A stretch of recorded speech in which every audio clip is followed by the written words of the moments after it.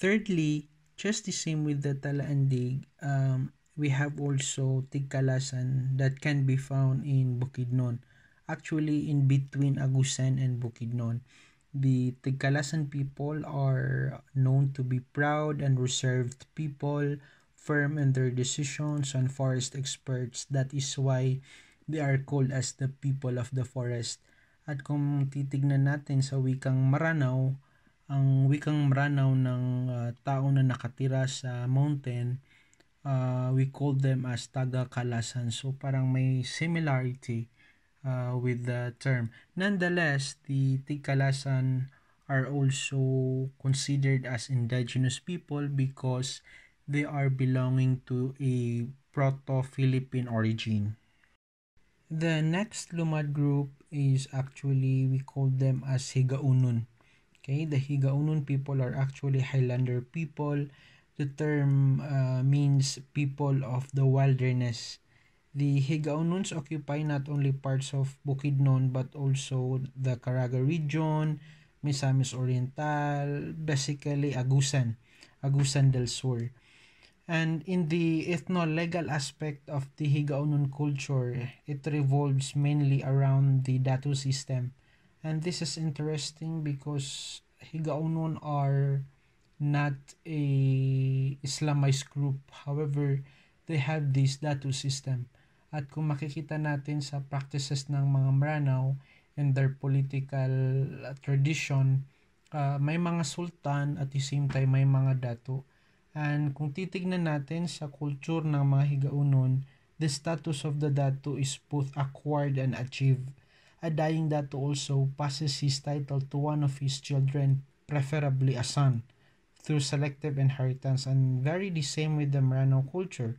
It is usually the most deserving son who is chosen to acquire the status of a Datu. Another Lumad group in Mindanao is what we call as MAMANWA. The MAMANWA can be found in Caraga region, to be particular in Lanusa, in Lake Mainit, Matinao, Cantogas, Mount of Kabadbaran, and Kitcharao.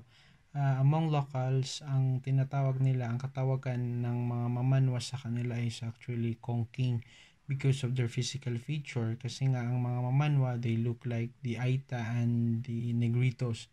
They have a dark skin, wide nose, and the average height is actually less than 5 feet tall. And just the same with other Lumad groups that we had mentioned, they are actually indigenous people, and they were there in Caraga region before the coming of Islam, before the coming of the Spaniards and other colonizer in the Philippines.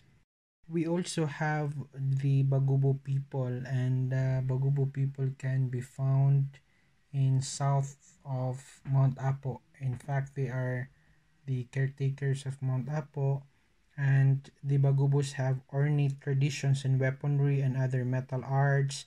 They are noted for their skill in producing brass articles through the ancient lost wax presses, and they also weave abaka clothes of earth tones and make baskets that are trimmed with beads, fibers, and horse hair. And they also have the same traditions with other Lumad groups that can be found in Cotabato, just like the Blaan. The Blaan actually concentrated mostly in Davao del Sur and South Cotabato, and they adhere to the sedentary form of agriculture. Rice, corn, sugarcane, banana, and other root crops are among the plants grown by them. And the Blaans observe certain rituals and their planting cycles. In these rituals, they make offerings to their deities, requesting for signs to know where to best make a clearing for a particular planting season. And although the Blaan may have adapted the ways of the modern Filipino and have been integrated into the main Balidi politics, they still believe and practice their indigenous rituals and customs. We have also another Lumad group in eastern part of Mindanao, and we call them Mandaya. The Mandayas are a group of non-Christian tribe or non-Islamic people living in the Davao region, and even some we can found them in the Caraga region. Earlier accounts indicate that the Mandaya represented one of the most powerful tribes in these areas, and Mandaya means inhabitants of the uplands.